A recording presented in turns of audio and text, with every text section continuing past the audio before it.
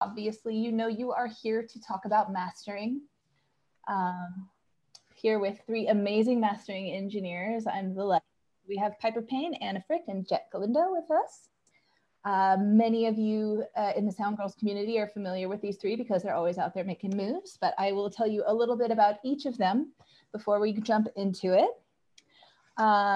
Jett Galindo began her engineering career in the world-renowned Avatar Studios in New York as the recording engineer for producer Jerry Barnes. Started as a recording engineer. She worked with veteran artists such as legendary singer-songwriter Roberta Flack, which, hello, Nile Rodgers, and Latin GRAMMY-winning Brazilian rock band Jota Quest. And she joined the Mastering Lab family after that as the sole right-hand woman to Payne mastering engineer and Grammy Technical Achievement awardee Doug Sax. So Doug Sax, if you know anything about mastering, you know that Doug is somebody out there that has quite a lot of achievement under their belt and has made a lot of pioneering moves. So she's got an amazing credit list. You can go to the bakery where she is now in Los Angeles on Sony Studios lot, where she's working with an amazing team there who is always reaching out to the Sound Girls community and see her amazing discography and check out some samples of her work. And then I'm going to move over to Miss Piper Payne, who some of y'all know as well. She was based out of Oakland. She's now in Nashville. Was that correct? All right. She got her start with her own company, Nito Mastering. She has been working on albums for a very long time. And in 2019, her company merged with Infrasonic Mastering in Nashville. That's right. Which is a great achievement to have, you know, to start your own company and to be able to merge with, you know, bigger companies out there that are making great moves, because obviously our industry is changing all of the time. So to continue to grow in this industry is just a great hallmark of Piper's trajectory. So she is a trustee of the Recording Academy, and she's co-chair of the P&E Wing Steering Committee. She's governor of the Audio Engineering Society, and a co-founder and co-chair of AES's Diversity and Inclusion Committee, which is pretty amazing. She is a keeper of vinyl quality control and a consultant for vinyl record pressing plants, and apparently has some plans to open up a little record pressing plant of her own. So we have lots of great things. Her discography includes Third Eye Blind, The Go-Go's, Mahatma Gandhi, Geographer, Steven Universe soundtrack composers. How do you pronounce that? Ivy and Ivy, Steven. yeah. Mm-hmm. Okay, Ivy, yeah. Mm-hmm. She's worked with Leanne Rimes, Basement. Oh my gosh, so many. So yes, many, many amazing. Infrasonic Sound is where she's working now in Nashville. I'm very awkward about presentations. I feel like Bob Barker a little bit. You're doing great, Angel. Thank you so much. Thanks for having me. Thank you. Spay and neuter your pets. And we're moving now to Colorado, where Miss Anna Frick is at Isrc Mastering. She is working in the Restoration Center there in Boulder, Colorado. She works on studio albums, live recordings, reissues, and compilations across an array of formats. So she's a multi-format goddess. Legends Ralph Stanley and Doc Watson are in her discography, and also Billy Strings, Wood and Wire. She does a lot of amazing archival and restoration. At Airshow is another very prestigious mastering company. I actually had a friend, Jim Wilson, who used to work there as well. So three highly skilled and experienced engineers with us today. Hopefully that's enough information. Obviously, you can do your research afterwards if you want to know more about them, or you'll learn more about them as we proceed forth in discussion. So, ladies, how are ya? What's up? What's up? Excited. All right. So, do we want to jump right in, or do you guys want to kind of tell us about what you're doing? You want to do a quick run down the line? Yeah, sure. I mean, I know it's the pandemic right now, so there's not a lot going on, but anything interesting? I mean, Piper, obviously, you gotta find out. I've got a lot of stuff going on, which I'm happy to share. I didn't know if you guys wanted to start, but Angel, I didn't know if you want to tell them who you are too. So Oh, I make things sound better. It's me. Hi. Ainjel is a very, very well-known and award-winning engineer and producer, and you should all know everything that Ainjel is up to as well. Oh, thank you. She clearly doesn't want to talk about herself, but she's a badass as well. I'm in complete deference to the goddesses I am among today. It is not about me today, but thank you, Piper. I appreciate that. Cool. So Piper, just a couple quick things you're up to right now. Name 2 projects you're loving right now. Right now, I'm currently waiting for the next Madame Gandhi record to pop in with Bated Breath. So hopefully I'll be able to get to do that one. And I'm still riding the high from the Leanne Rimes record I just mastered, which is pretty cool. That's amazing.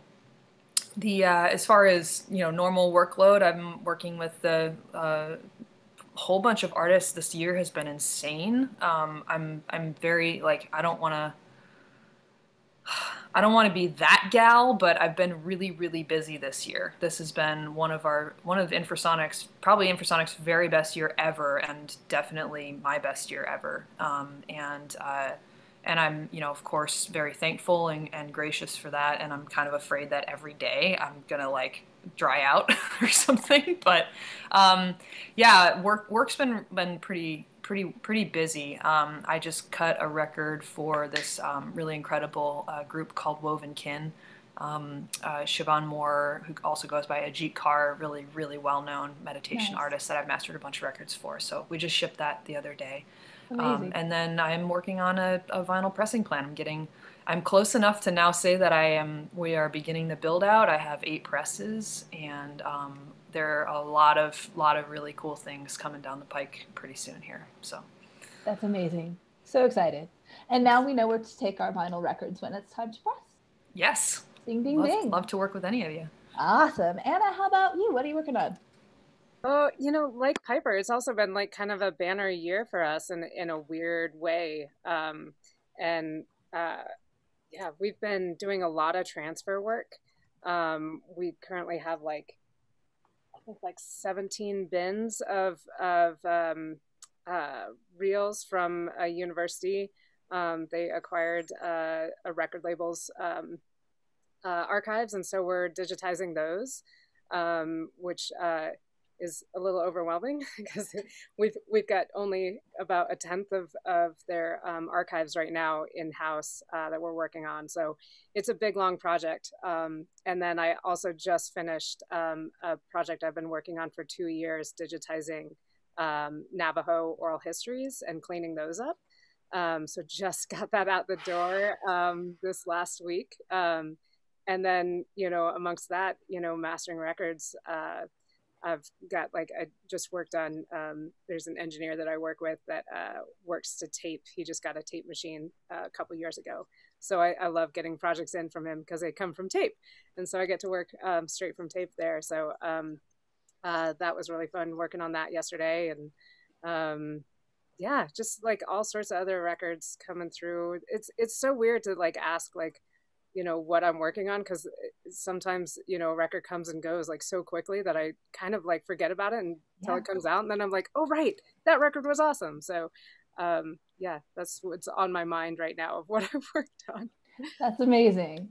Yeah. Well, it's funny that this year is, because of the fact that everyone kind of has to stay home and record, it seems like those of us who are working in production and engineering are just having a really bizarre year between the feast and the famine of it all. Yeah, so it is weird, not having any clients in the studio, and granted, we're a little isolated up here in the woods.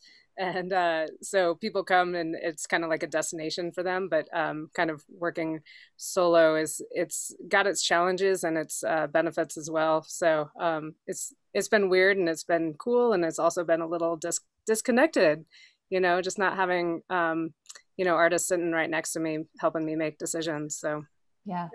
That's what this year is. Weird. Yep, it is. And Anna has already given us our first little piece of advice for the day. Always keep a running discography of everything that you've been working on. And with that, we will move over to Miss Jett Galindo, who is our mastering goddess at Bakery LA. Hi from Los Angeles. Somehow mastering facilities are busy. And it's not something that kind of feels good to say, especially with the music industry just hurting the most from the pandemic.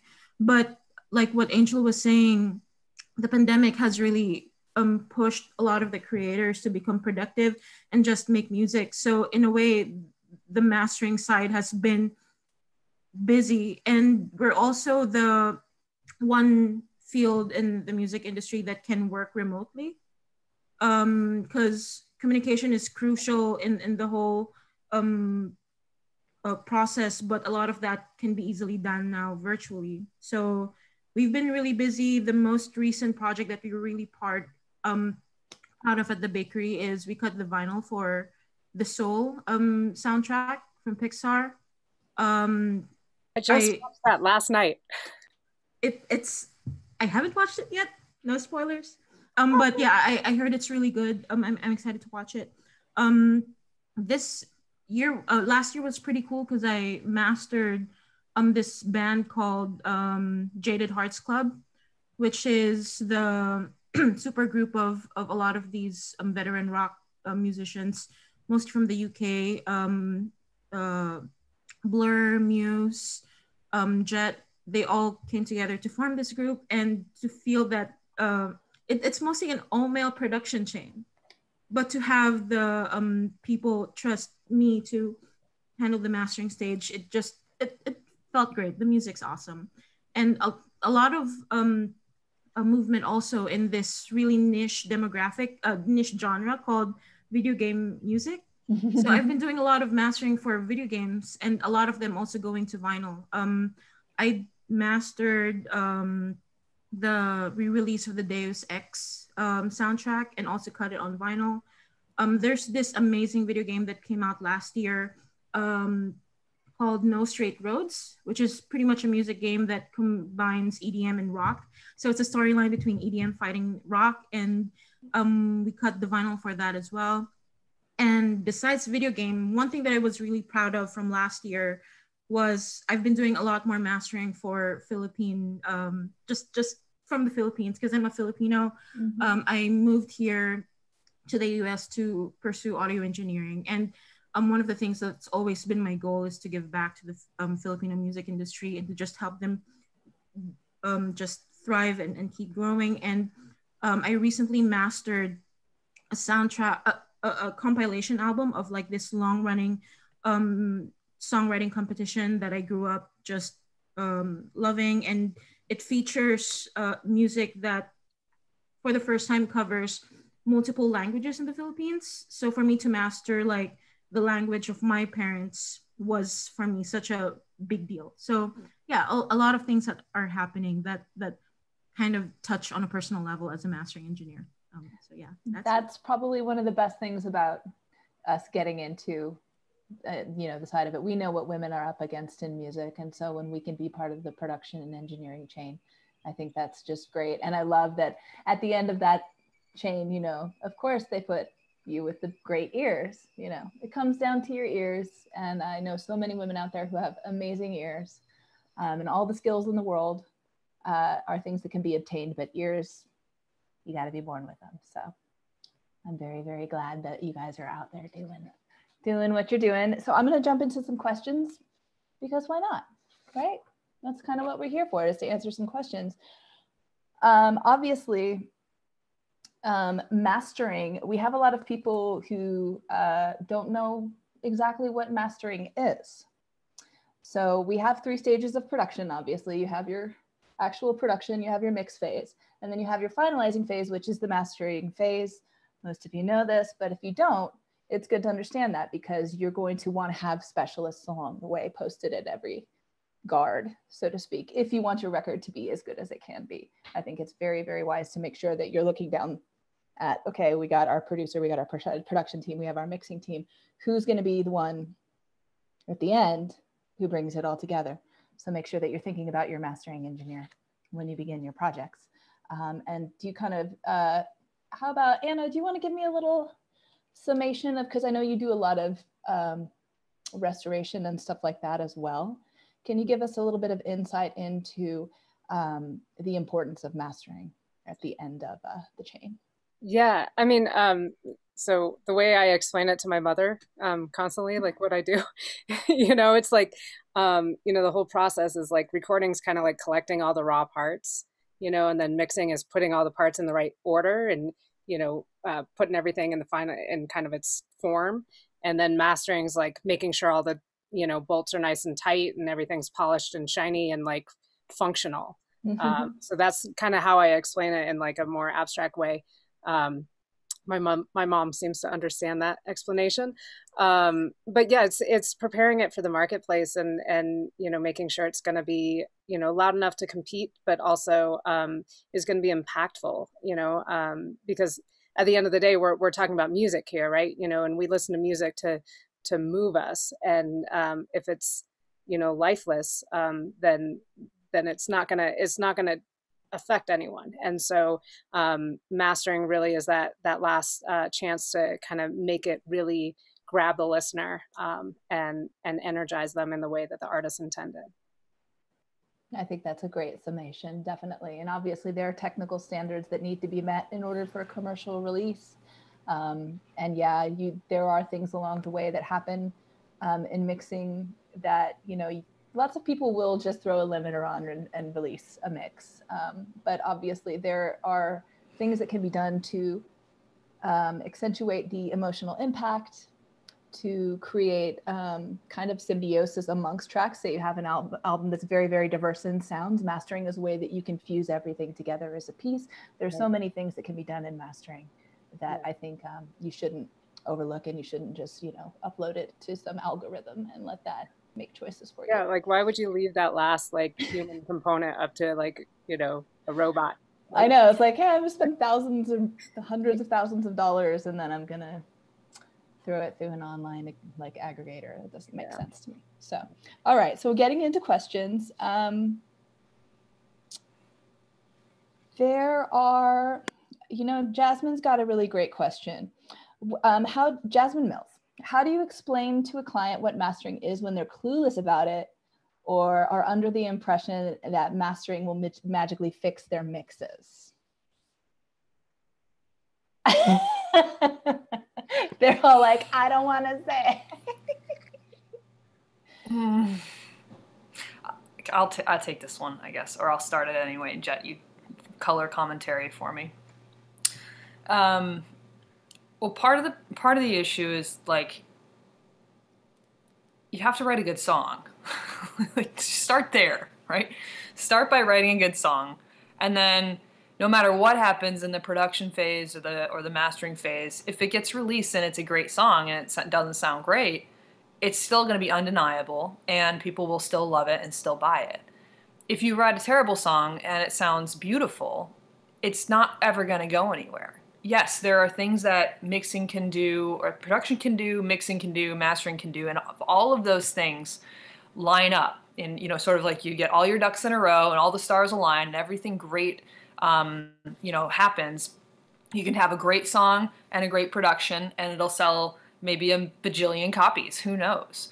But there's also those other parts in the middle, which are like release guidelines and label deadlines and quality control, and it came in on tape and it's got to go out on CD or vinyl, or it came in as like the best quality mix you could find that you had made in like 1996, and it was a PMCD that you just like dug up off your SCSI drive, and you can like send it over my way, and now I got to make it sound like today's Foo Fighters or something. Like, it's not going to happen.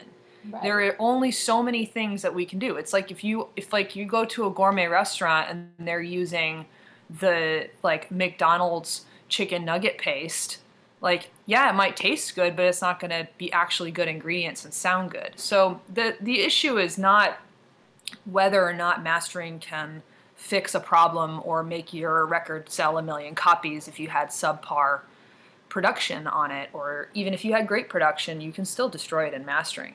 The issue is that you have, in order to have something really incredible show up in front of you and as a listener, all of these things had to kind of line up. And one of the cool things that I loved doing with my clients is I'll always have conversations with them ahead of time to talk about their goals and where they're at and where they want to go, and be honest with them about where I think it could go. And then I also almost always, only if they ever ask me, but I will almost always be able to give them some pointers of improvement for next time. And I love that back and forth with clients, and clients that I've had for years that are, I mean, I have one producer that I've worked with for close to 10 years, and he started out just coming out of audio school, and he glommed on to me as like his mastering engineer, and I did my very best. Like, our careers have done this together, and he's just won 2 Grammys. Like, he's incredible. And I honestly think that that's because he stuck with a very, very similar production team, and similar equipment in like one environment overall. Like, he hasn't changed a whole lot, and that's given his skills many more chances to grow because he wasn't fighting all these other variables, right? Like, if I want to sail around the world, like, I'm going to do it in the best equipment I have, but in a ship that I know really well. I don't have to try and figure it out as I go as a new storm comes in. Yeah. How's that for a bucket of analogies? No, it's great. It's great because there are a lot of things that are very true. The mastering engineer is not going to be the one who makes magically at the end pushes a magic button and suddenly your record sounds good.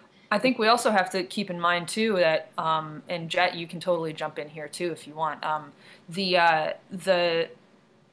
The thought about music going onto vinyl right now is really incredible, but modern music that is produced today is not produced well for vinyl and for a format that was created 60 years ago. Like, this is not the music that's made today does not lend itself well to vinyl, and that's why getting involved with your mastering engineer that knows the format well way early in the process will only make the project better. I hate having to have these calls. I'm sure that you guys have this too, where I say, you know, really, with the amount of bass and the loudness of this record, it really shouldn't be 24-minute sides. You gotta figure out how to either cut some content, or we're gonna have to just cut this a lot lower, and it's not gonna sound that good, because there is literally physical space that is not available here, and I hate having those conversations. So right now, you know, keeping this like fenced in around just simple digitally released stereo mixes, that's hard enough. But there's all these other things too that you have to keep in mind with mastering. Yep, there are definitely a lot of variables, and that's actually a really interesting point to touch upon, because a lot of people don't understand that the process for vinyling for streaming and digital release is incredibly different than the process for mastering for vinyl. And a lot of people don't even understand how the format works itself. So Jett, I know that I've watched you cut, so I've watched you guys cut. So I'd love it if you could give us a very quick explanation on how mastering for vinyl works real quick. I actually, if it helps everyone, and I'm going to send it on the link in the group chat, but I wrote an article on the iZotope Learn portal about the things that you have to pay attention to when you know that you're releasing music on vinyl. Because vinyl is a very old format. It was something that was developed many decades ago, and there's not much change or innovation just because the format sounds great as it is. But again, there's so much modern music that was produced with like modern day technology that that did not exist when vinyl was at its prime. So there are several things to just keep in mind when you're releasing your music in vinyl. So for example, sibilance is a big factor that you have to keep, you have to be very mindful of, because vinyl is not really good with handling sibilance. Those low frequency bass effects that have a lot of stereo imaging is not gonna be a good, it's not gonna easily cut on vinyl, just because it's gonna cause your grooves to get really thin to the point that it goes under 1 mil and it's gonna be rejected in QC. But yeah, I'm gonna send over the link to the article that I wrote that's written with producers, and non-vinyl cutters in mind, just so you're aware. But at the end of the day, those little details shouldn't stop you or limit your creative mindset when you're writing music. Of course, it's something that you could let your mixer know, but don't ever let those rules like limit what you'd like your music to be. Right. But anyway, just to add to Jasmine Mill's question, for anyone who's not familiar with mastering, it's always easy to find resources online where you can hear before and after mastering examples. Just having that before and after audio examples is going to help people get a better idea of what mastering can do to music. But also remember that the result of one audio will not exactly like translate to how your music will transform in the process of mastering. And I totally agree with what Piper was saying, where it's important that once you've found the mastering engineer that you really sync with in terms of like aesthetics and just personality wise, build that relationship, because mastering engineers aren't outboard gear. We're not machines.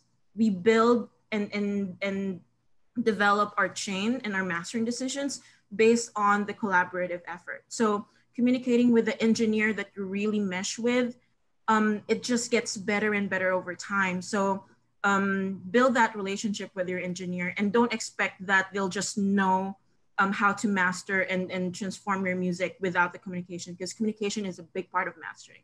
Right. So yeah, communication is key, because you might have a way that you want it to sound, and your mixes might not sound like that. So it's good to know what your expectations are in that department, and to always kind of be forward thinking and think all the way down the chain to the end, not just at where you are right now.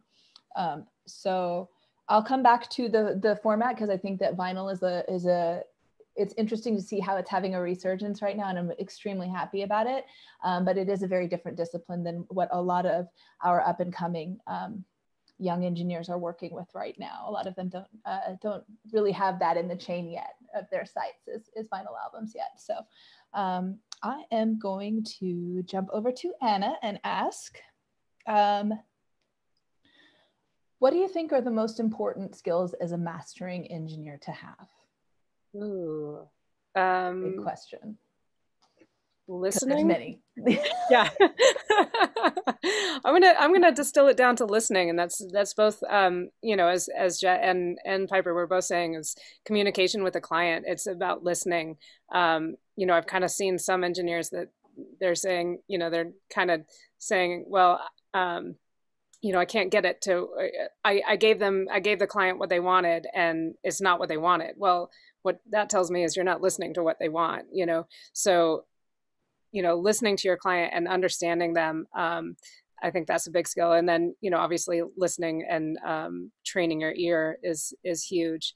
And knowing your gear. It was an important point that Piper said about the guy she's worked with who has kind of had the same chain and has learned that better and better, and how better to utilize that chain. Because I think that's most important. People think, sometimes just adding a different piece of gear is suddenly going to, make their skills explode. And that's not the case necessarily. Knowing what you have and how to use it. I know when I first was learning, I sat in the studio and I learned like every notch on every knob, and I sat there and I listened, like, do I hear what this is doing on every single piece of gear? And it was painstaking, but it was so worth it. And that's how I learned. And it's so developing those skills, and then knowing your gear, and then communicating with your client about expectations and about what they're looking for, understanding that. I think that's the most important skills. Yeah, absolutely. Because what can be done with a simple EQ, with skill versus having all the plugins in the world, it's a great disparity sometimes if you don't have that ear and you don't have that understanding of interacting with frequency. Yeah, and how and that also whole bandwidth works. Knowing when you don't need to do anything. The whole first do no harm. Yes. First do no harm. Sometimes less is better. A lot of the time, less is better.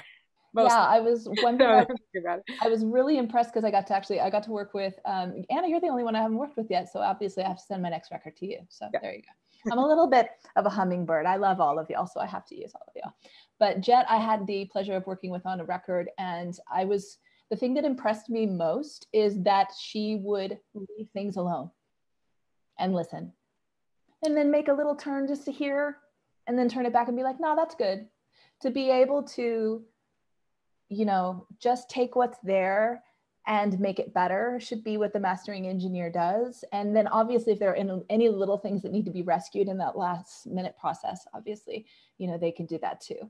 But you should not go to your mastering engineer with bad mixes expecting them to fix that, because that's not what the job is. The job is about getting it to that commercial standard technically, getting it to a place where everything is seamed and tied up and sounds like a record and has that polish on it.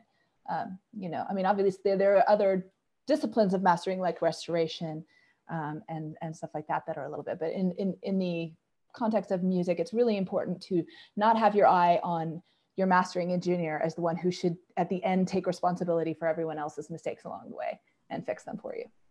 But we do anyway.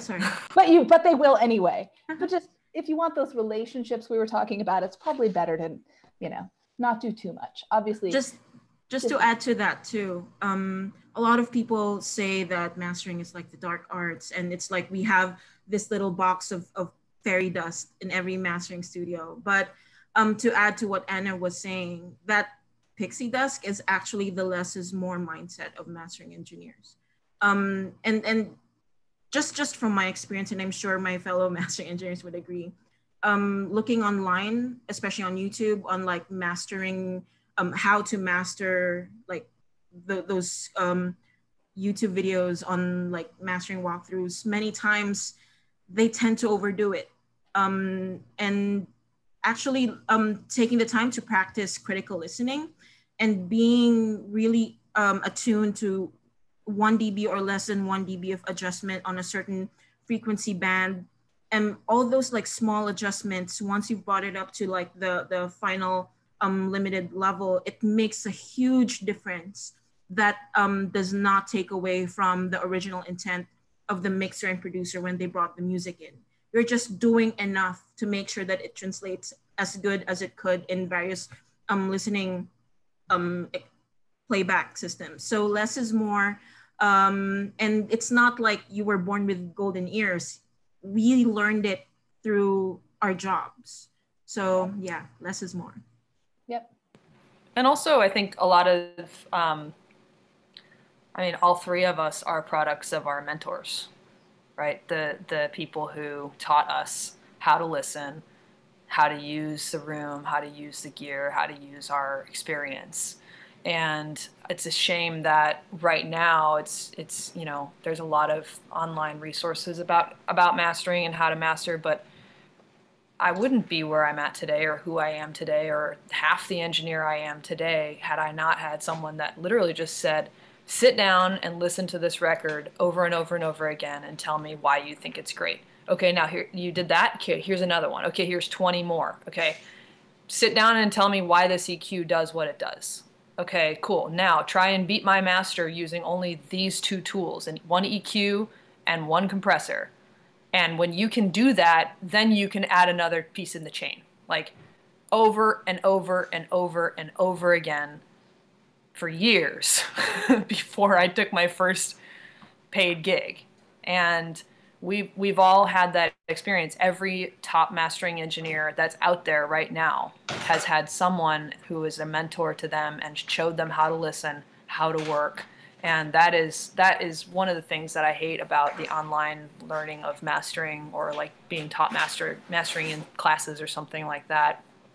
Yeah. I love critical listening classes. I love people learning how to listen, people learning what the gear does and all that stuff, but there is no substitute for sitting in the chair for hours on end after you've sat and watched the engineer master the records all day and you've taken all their recall, and then to sit down and pull up that recall and figure out why they made the choices that they did in all night, and then you're still there the next morning when they come in, and you know that's that's the thing that shapes our careers. That's the reason why we're working every day the way we are now.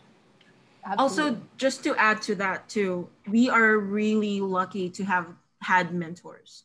But I also know amazing, like badass mastering engineers who did not have mentors. They did not have the privilege of having mentors. I'm gonna give a shout out to the amazing Katie Tavini in the UK, who is now nominated for Best Mastering Engineer. Yeah. So she is a prime example of someone who did not have like the privilege of a mentor, but she learned by working with clients and just doing as many projects and working with these people. In a way, the clients and the musicians are a mentor as well. So right. That's also a good, especially now with the pandemic, it's like, it's so hard to like seek out a mentor right now, but right. you can find a mentor everywhere. Right. Yeah, I'll add to that. I learned so much from my clients. You know, when we sit down and listen to their mixes before we go in for mastering, you know, like it's very much a collaboration. And there's sometimes the tendency is to think that, you know, mastering engineer is like some kind of like untouchable god or goddess. And the reality is like I'm learning as much from my clients as they're, you know, learning from me, and we're putting our heads together to solve problems. And yeah, so I think that's a good point. And then, yeah, mentors, I certainly wouldn't be where I am without, you know, the mentors that I've had and them, you know, taking the time to sit down with me and force me to listen and putting you know, me putting my head together with them, you know, trying to solve problems and that kind of thing. So yeah, absolutely. And I mean, it is true, you're not always going to have access to that mentorship, but one thing that will help you find better mentorship is to just be doing it. Love it, be practicing, and put yourself out there. You know, if there's a mastering engineer out there, you know, you love their work, reach out to them. You never know where you might be able to find these opportunities. I know personally that when I have people reach out to me and say, hey, this is what I'm doing, I love it so much, could you just like give me any sort of feedback or anything? I always want to help. So this is, especially in P&E, we want to help. We're not as, I'm not going to say there's not as much gatekeeping, because there's a different kind of gatekeeping here, but we do have a lot more open source in the P&E community, and mastering engineers, especially because of the scope of their work, are really great people to go to for advice, especially when you're learning compression and EQ. I actually would go to a mastering engineer before a mixer to ask about those things. And that segues nicely into our question about how do we learn EQ and compression? How do we learn to hear it? How do we learn to master it? It's a big question. Read the manual and then trial and error and practice. Yeah. Compression's always the hard one, of course. Like anybody has a boombox and, you know, had like a little bass, mid, and treble knob that they could turn up and down and hear like equalization of a song. Like we all kind of know what EQ is when and like how to hear it, like, oh wow, that song's too bright, or oh wow, that song's too bassy, or whatever. The important thing to recognize though is that there are different types of EQ, and when you are over EQing something, or maybe not even over EQing, you have to recognize that there is a shift in the phase and the energy in the track. It's not just literally, I'm going to push this frequency up at this Q by this much. It is, I am going to shift the phase at this center frequency, and it's going to create ripple effects across the entire rest of the audio spectrum. So that's one thing to keep in mind with EQ, is not necessarily hearing what that band is doing, but hearing what is happening around the rest of that band. And once I got that clicked for me, I started to be able to EQ stuff a lot faster. And of course, using subtractive EQ is always the best policy to start with, is getting rid of stuff that you don't want in the song versus trying to add in stuff. A great thing to explain is subtractive EQ as opposed to additive EQ. Yeah, so you're just basically cutting instead of boosting.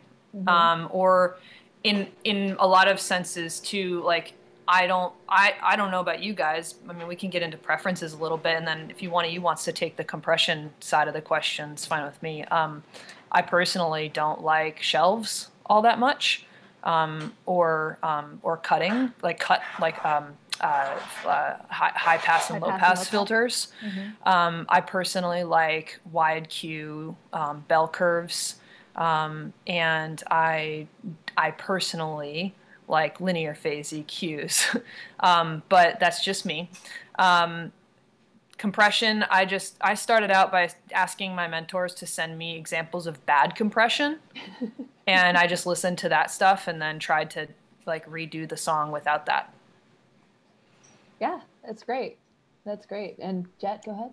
Yeah, I listed on the group chat like two good examples of like a critical listening sites where you can help train your ears. Yeah. So there's Sound Gym, and then there's the what do you call it? It's PAE, Pro Audio Essentials from iZotope. So these are free websites where you can help train your ear, but nothing is more effective than actually doing the A and B comparison in the actual music. So mm-hmm. just comparing what this one adjustment on your EQ or your compressor can do, and comparing between that enabled and bypassed.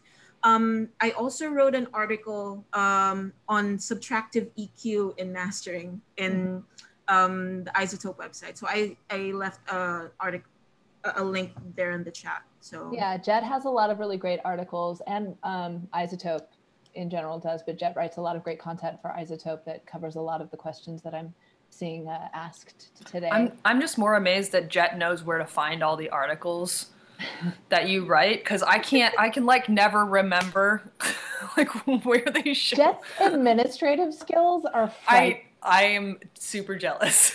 My executive function just is green looking at her. She's very efficient. But yeah, there obviously, you know, it really behooves one who is interested in mastering to understand the fundamentals of EQ and compression, the different styles, and how phase works. Phase is so incredibly important, and it's really interesting to me that a lot of young engineers don't understand phase at all. They don't understand their rooms at all. That's just a phase. They'll get over it. But yeah, it's true. I mean, for the longest time, I really didn't understand phase in the beginning of my engineering journey. And I heard it, but understanding phase relationships and harmonics and how things mask and how things get amplified and, you know, all of those things, you know, you just have to put your fingers and sweep the knobs or drag the little mouse across, you know, the thing and listen to it, get familiar with where everything sits in the frequency spectrum, how they all talk to each other and all of that stuff. That's going to help you a lot. So. And also on that same vein is translating the abstract to the frequency. You know, when somebody says it's too muddy, where do you go? If it's too boxy, where do you go? You know, like knowing it's exactly. Too purple. Love that one. I had one that was the vocals sound like a hard-boiled egg suctioned through a glass, and I was like, is that a good thing? And he was like, yeah, it's a great thing. I'm like, okay. That is really specific. That guy likes dairy. Wow. I want to put in a plug for like I've been lately like super into high frequency limiting, just of course from all the time spent cutting, but lately limiting, and I don't know about you guys, but I don't do a lot of like downward compression. I do a lot of parallel compression, and then just scooting the gain up as I go through the chain, and then also just a lot of creative limiting in lieu of stereo widening or like stereo phase manipulation. I think personally that like a really gentle limiter will create a much better open depth to your soundscape than hitting like a stereo width knob, and I just wanted to put in a plug for that. That's great. Yeah, and limiting is another thing that some mastering engineers love it, some mastering engineers hate it. So it's, again, there are a lot of terms. At the end of all this, I'll try to send out a little bit of a recap at the bottom of the concepts that we've covered. so that y'all can do a little bit more research, because obviously if you're not very familiar, stuff like parallel compression and all of that's not going to mean a ton to you yet. But it's going to be important that you know these things. So we'll try to kind of circle back on that one. As far as, let me see, we got a lot of really interesting questions, but a lot of them have to do with stuff that we're covering. So obviously the difference between mixing and mastering is something a lot of us understand, but I wouldn't mind an explanation on that just for some of us here who don't quite understand the difference. Anna, you want to take that one? Yeah. Oh, geez, where do I? I mean, you know, mastering involves so much of the kind of end game. You know, when we're looking at an album, we're also talking about, you know, flow and where the energy points are and those peaks and valleys. So it's that big picture look at the whole work, but it's also that, you know, you don't necessarily have when you're mixing, you know, because you're working song by song. So there's that difference. And then, you know, mastering is also concerned with like the micro details of, you know, taking out all those little clicks and those things that you might not have heard in the mastering phase, so, or in the mixing phase. And so, yeah, it's big picture and it's micro picture, and being very detail oriented, but also being able to kind of step back. I think, you know, in recording and mixing, there you kind of become one with everything, and at least from my perspective, I'm a little bit more removed from the process, and so I can have a more kind of objective look at everything from a technical standpoint, and also, you know, just kind of coming into it with fresh ears. I don't know if that really answers the question. I think it does. I think it shows you, you know, I mean, if we're going to get really technical, you know, mixers obviously do a lot more track by track work, but mastering engineers will go in and master from stems as well. So mastering engineers do work on multi-tracks as well as the end game track. So, you know, there are going to be different ways of doing it. But for sake of the question, you know, there are marked differences between the mix phase and the master phase. And plenty of engineers are capable of doing both. But mastering engineers as specialists, your job is really to not be doing as much mixing and be doing the finalizing and the preparation for delivery kind of stuff, right? Would you say? Yeah. I mean, you know, probably 90% of the time I'm working from stereo mixes, you know, and nothing more than that. So if the guitar isn't loud enough, like there's only so much I can do. I can't really fix that at my end. And so it's going back to the mix, you know, to fix that, and understanding what can be fixed in mastering, what needs to go back to the mix is really important. And that's kind of a hard skill in itself, you know, and goes back to managing the expectations of the client, you know, saying like, I can't really do that, you know, with what I have, because if I bring out the vocals more, then the snare is going to, you know, just slam in there as well. So, or whatever it is. So yeah, understanding what's possible and what's not. Yep, definitely. Another great question is, how would I best prepare my mix to be delivered to a mastering engineer? And there are many, I see Piper's ready for that one. There are many different ways, but there are some important technical standards that you need to know. So Piper, let us know. There are. First, packet of lunch, sign a permission slip, like a field trip. I'm joking. Well, first, make sure that the mastering engineer that you're working with is skilled enough to ask you for the following things: a 24-bit mix in WAV or AV file, a mix that is loud enough but not clipping. So some people are like, do you want your mixes at -12 or -6? And I'm like, neither. I just don't want it to be clipping. If it's too loud, I'll turn it down. If it's too quiet, I'll turn it up. As long as you're working in 24-bit and you have this massive amount of potential headroom, if it's 5 dB quieter than what I wanted to hit my chain at, I'll just turn it up 5 dB and the noise floor really shouldn't come up by that much. I would much rather that than have to reconstruct waveform when you've clipped the shit out of the incoming. I said I wasn't going to swear on this. The incoming of the limiter. Back to the mix bus.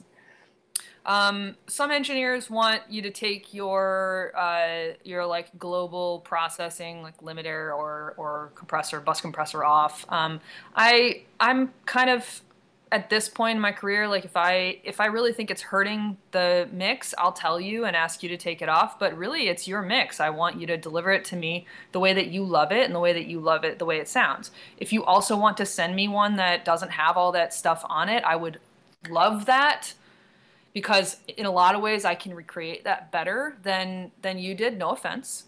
But if you give me what you've been listening to, at least I know what you like and what you think is the sound that you're going for, and so it informs me better to do my job moving forward.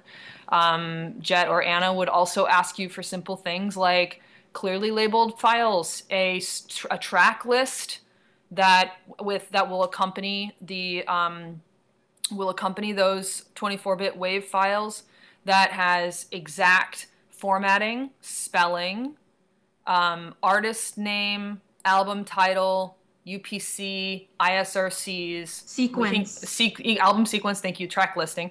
And we can talk about what all those little things are, but there's a whole bunch of stuff that has to accompany those files, not just, here, Piper or Jett or Anna, will you master this for me? Like,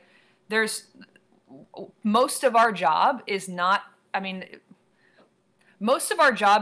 making the record loud enough or making the record sound better. Most of our job is about format conversion, taking a group of songs and getting them ready to go out into the world.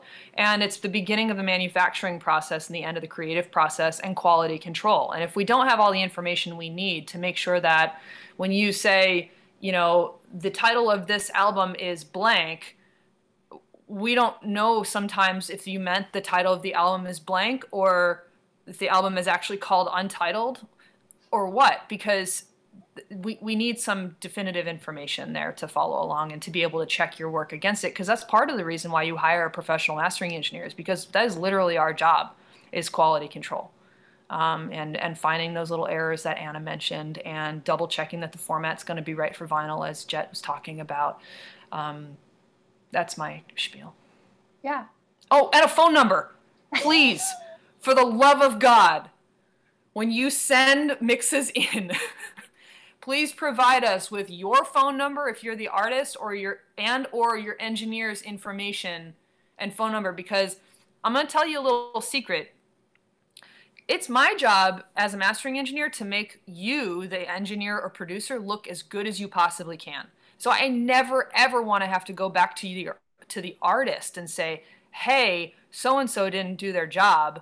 I need them to submit me all this other shit. I want to just call Ainjel and be like, hey, Ainjel, notice that the reverb tail was a little bit cut off on the end. Can you bounce one out and send it back over real fast? Yep. And that's all stuff that can be done if you have your, everything in place. And you give all the information and you make sure. I have actually that's my spiel. Question. I think, no, you're absolutely correct. And I like that, Can I also just add something to what Piper was saying? Because I just see so many articles out there that say that this is what you should deliver. You should put it on like -3 dB headroom. It's like you have to turn off your limiter. But that kind of like limits the creative freedom of the artist and producer. Do not feel that you have, especially for electronic producers, do not feel like you have to turn off your 2-bus limiting, because especially with electronic production, there's a lot that transforms. Like the 2-bus processing is a big part of the final sound. So your mastering engineer should understand that in certain cases, yes, it's like the limiting is part of the sound.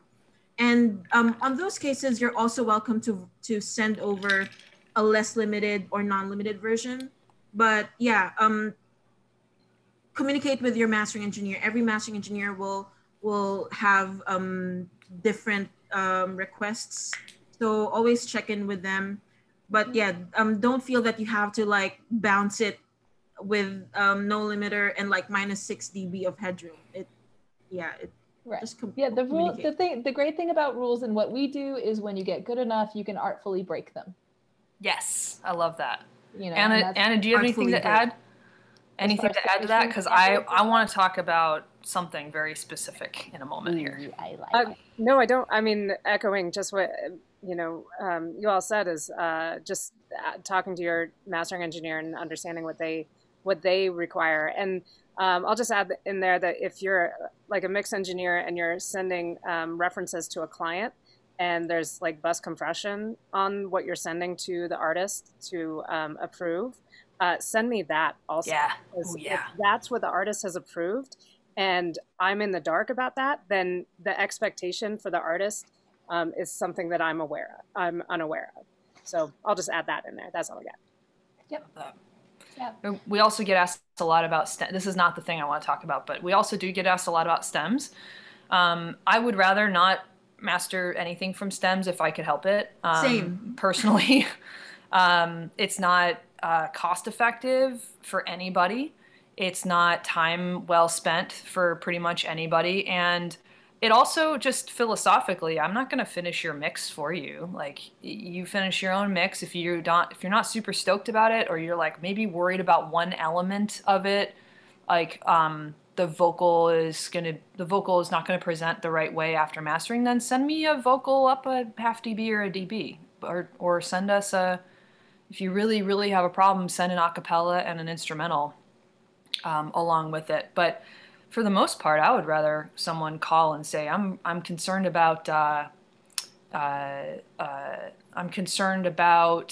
the amount of reverb or whatever. Well, then let's talk about what happens to reverb in the mastering process and the compression and limiting process. That's a completely different conversation. Yeah. Okay, you ready for it? We've gotten a couple of questions now about 24-bit versus 16-bit. Yeah, I was hoping you would take that files. one. All right, so I want to just dispel any myths, and you guys please jump in if you want, but this is I'm putting on my Piper the Professor hat for like one quick sec to just like talk about some super basics of digital audio and like fundamentals of digital audio. Yes, we used to release the 16-bit 44K used to be the highest kind of standard releasable format that we had. Was that a physical CD had 16-bit 44.1 was the Red Book audio standard. Nowadays we have Tidal, which can stream stream any resolution. We have HD tracks. We've always had SACDs and Blu-ray things that we could release in other optical formats too before that, and simple USB drives with high-res FLACs. There are so many much higher standard releasable file sets that we can put out than a CD. Okay, so just to be really clear, when we are talking about a 16-bit WAV file, because I still get them, I'm sure you guys do too, and someone says, well, it's destined for a CD anyway. Not the case anymore. Yes, 15 years ago, yes, maybe even 5 years ago, that would be a plausible answer. If I'm putting something out on CD and I, Piper, am not going to do any digital work on it, I'm just simply going to recapture it into my mastering system at 16-bit, I could maybe like back myself into like one weird explanation of why that might be okay. Not anymore. When you're processing audio at 24-bit, you have far more options as far as sound quality, stereo image, frequency content is usually dependent just on the sample rate. But, you know, if we're talking 2448, which is considered high res right now, which I think is kind of BS, it should be much higher than that as a standard. Your computer or your playback system or your processing has much more information to work with. And the biggest issue is that when a computer is doing something simple like a digital, like an EQ, like a plugin on a WAV file, what happens is the computer has to make decisions about how to process that audio. And most of the time, computers make mistakes. And the mistakes that they make sound like ticks and pops and nasty little things. And so if you can keep those sounds down quiet enough down in the noise floor, then they don't end up becoming a problem up in your audible audio. So when you're working in 24-bit, you have much, much more headroom to work with than in a 16-bit file. The other reason is because when your computer is trying to describe to your ears, because that's all it's doing, it's interpolating a whole bunch of ones and zeros and it's trying to translate that back in an analog signal back to your ears. The computer has 65,536 ways, called quantization steps, to describe one sample in your 16-bit WAV file. In a 24-bit WAV file, so that's things like stereo image, reverb cues, loudness, things like that. In a 24-bit WAV file, you go from having 65,536 quantization steps to having 16.7 million ways for that computer to describe that one sample in audio. Okay, so this is why we work in 24-bit and we do not work in 16-bit. I'm not even going to talk about MP3s because they're not even analogous to PCM audio. It doesn't even matter anymore. But it's because we have literally, why would you drive down a one-lane road in a Lamborghini when you could drive down a 7-lane highway with no traffic in the Lamborghini and still get to your destination in much, much more comfort? Yeah, no, I love that you're actually breaking down the. I'm very passionate about it. It matters. I'm passionate about it too. I actually I had a couple of sessions. I do a lot of vocal editing and destructive work. And when I'm doing destructive work, which means I'm taking the file that you sent me, anything that like EQ, compression, all that stuff is destructive. In that what you're doing is changing the fundamentals of the signal, and you're taking away information, or you're putting in or highlighting information. And I've been getting, I got a couple of sessions. Apparently 44.1 is a sound now. Just letting you be on the news. Okay. Going back to cassettes and going back to 16-bit. Let's do it. Yeah, why not? Vintage. But it's really, really important that, you know, you understand that if you can give more headroom, if you can give more bit data, if you can do all of those things, that is all going to be taking your fidelity level up. It's going to be minimizing the impact of destruction. And, you know, it's really important that we move past the CD standards, because I don't know anyone who uses CDs anymore. And just to add to that too, we have so many streaming platforms that just deliver your music in its high resolution. So HD tracks, Amazon HD, there's Qobuz. Look up Qobuz.com, by the way. Like Bandcamp? Freaking Bandcamp. Actually, artists can sell their high resolution 9624 master for a higher cost as well. And also Bandcamp Friday is still happening this year, just a heads up. Wonderful. Wonderful. I'm getting some questions about asking how y'all feel about 32-bit float. Feel great about it. Yep. If your computer can do it and you want to send in 32-bit files, yeehaw. Yep. Across the board, yeah. Yep. And then we're also hearing about DAWs. Is everyone on Pro Tools? Do you have different DAWs that you use? I have 3 DAWs. One is a Pitbull mix, one is a Beagle mix, and one is a Carolina DAW. I master all my records in Reaper these days. I have many reasons why. Amazing. I have worked in I'd love to hear your thoughts on Reaper. Reaper. Dude, you guys, this will change your entire life. Okay, check it out. I've worked in every workstation meant for mastering. I've owned all of them: Soundblade, Pyramix, Sequoia. I worked in Soundblade, as you guys know, for many years. And then I got into the Radar Studio world, and I had to go into a PC workstation. So then I started getting into, I really wanted to work in Sequoia, so I bought that again.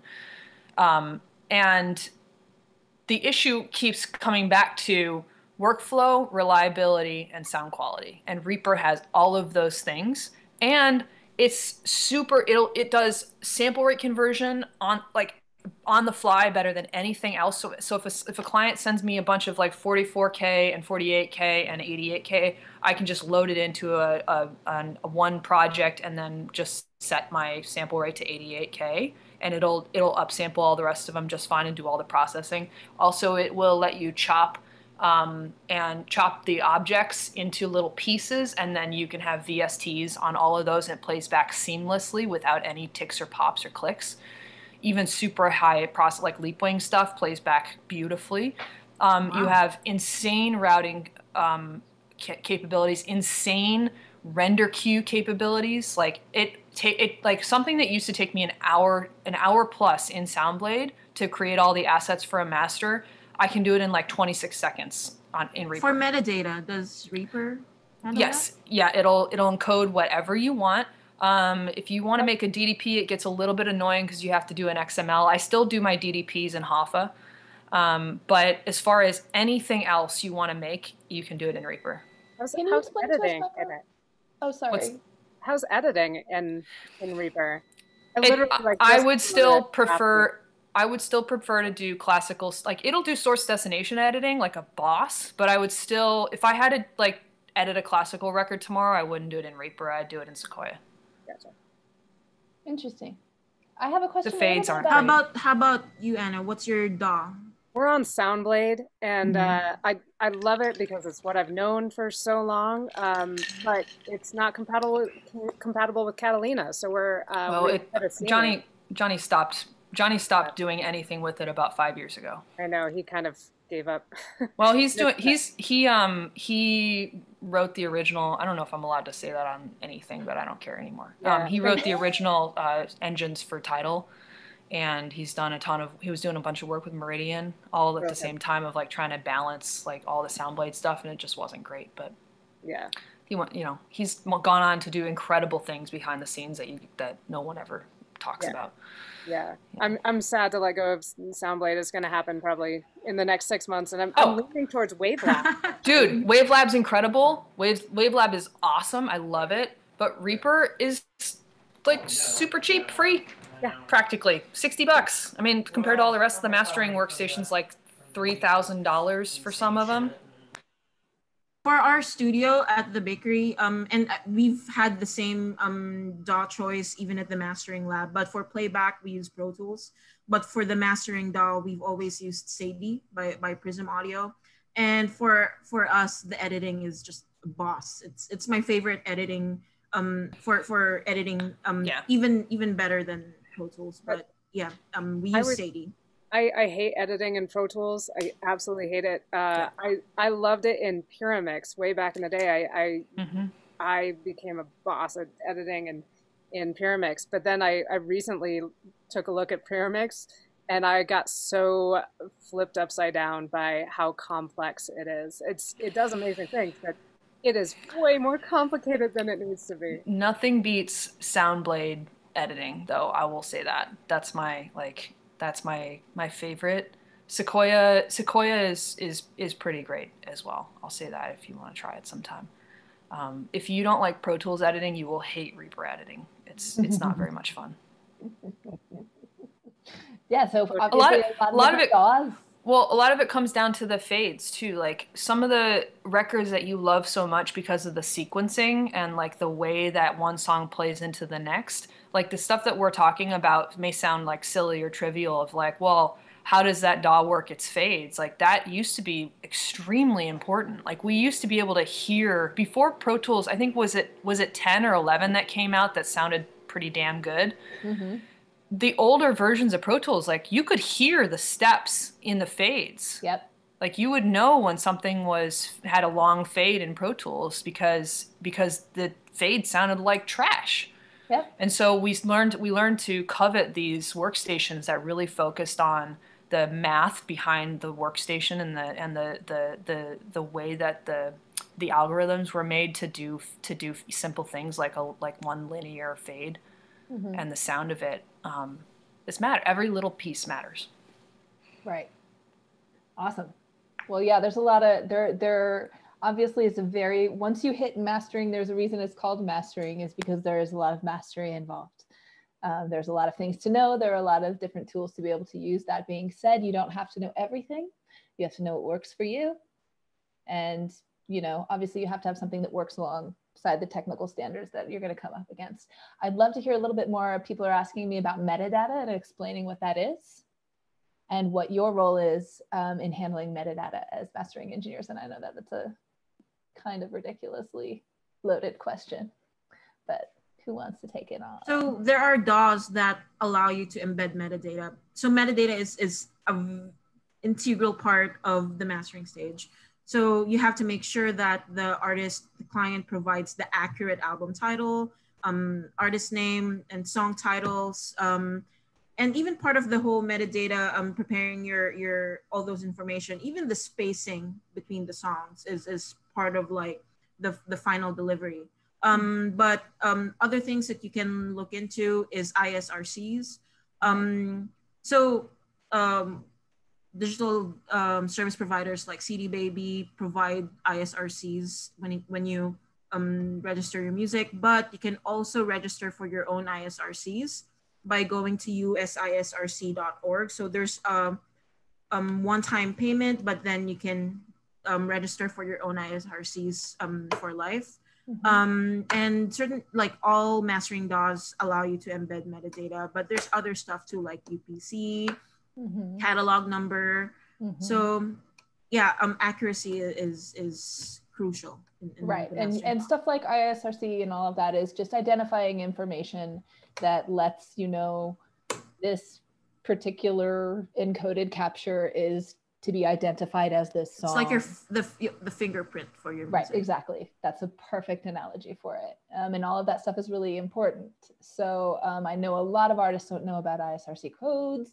And a lot of artists, I work with a lot of indies who come to me and don't understand why certain metadata isn't showing up. I'm like, if you're not submitting that metadata to your mastering engineers. Also, we're not, I get get asked this question a lot. It's like, well, why isn't my ISRC on my WAV file? Well, we're not encoding an ISRC on a WAV file that we just deliver. That's just like a lower resolution than our master. You're going to see the ISRC show up on your CD text, and you're going to see it an opportunity to put in your ISRC when you upload to digital distribution. Or if you really, really want it, we can encode a FLAC file, or we can make an ID3 for you with your ISRC on it. But generally, that's not part of my standard deliverable set.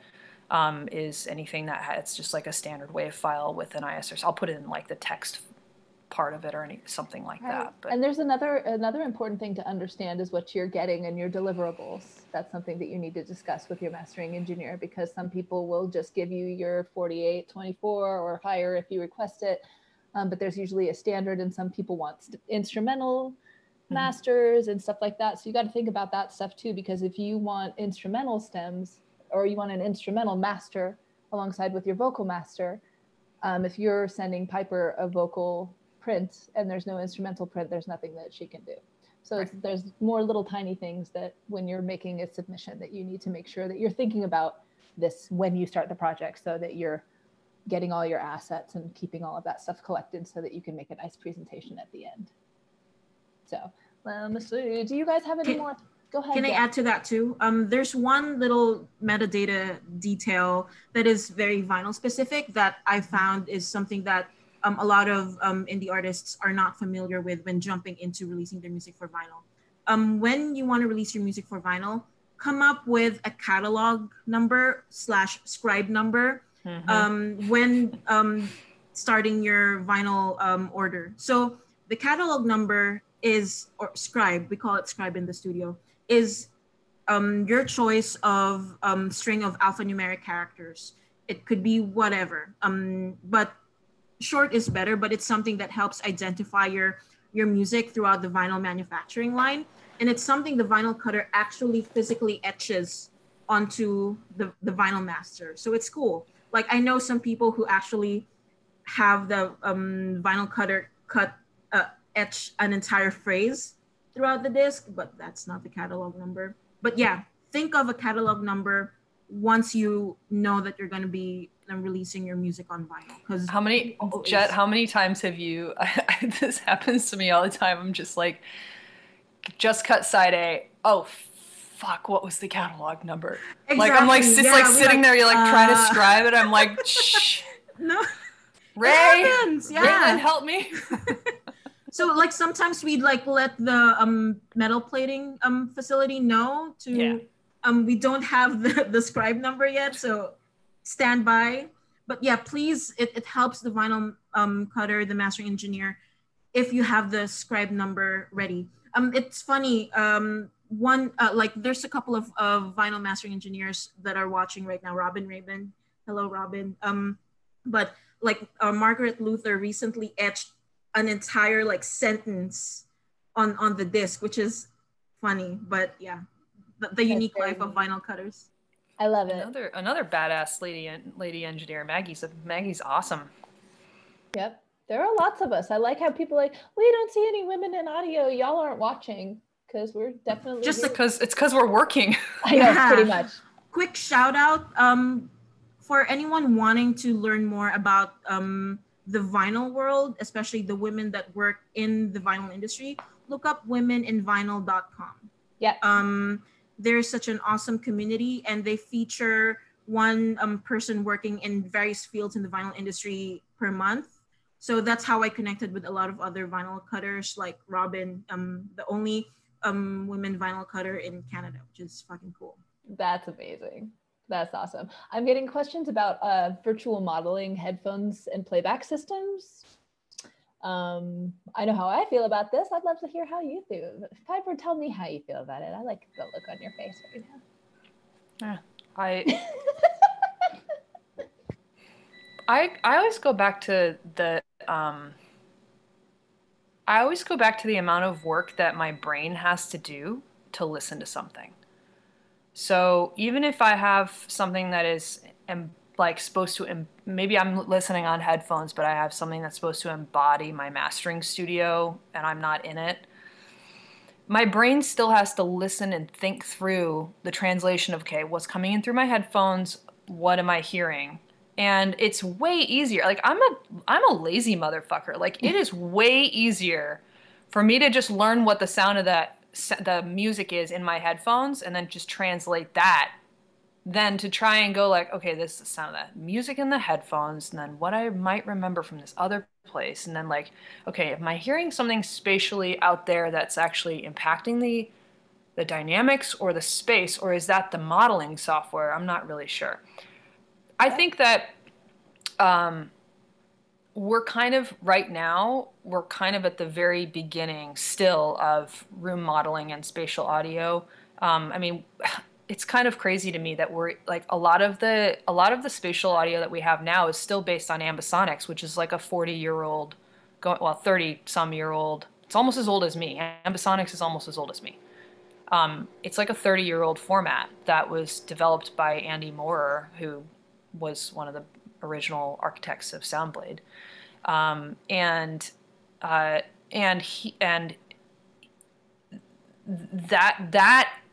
the fact that we are still reliant on that original math, which is incredible, just says that there hasn't been all that much practical innovation in spatial audio or even room modeling and things like that. I'm not pessimistic. I'm actually very optimistic about the possibilities of it. I just don't think that we're there yet to be able to use it in a practical sense. I think it's fucking rad to be able to listen to like an emulation of Capitol or like an emulation of Jett's room or Anna's room if I really wanted to. Like that's awesome. But the dining room.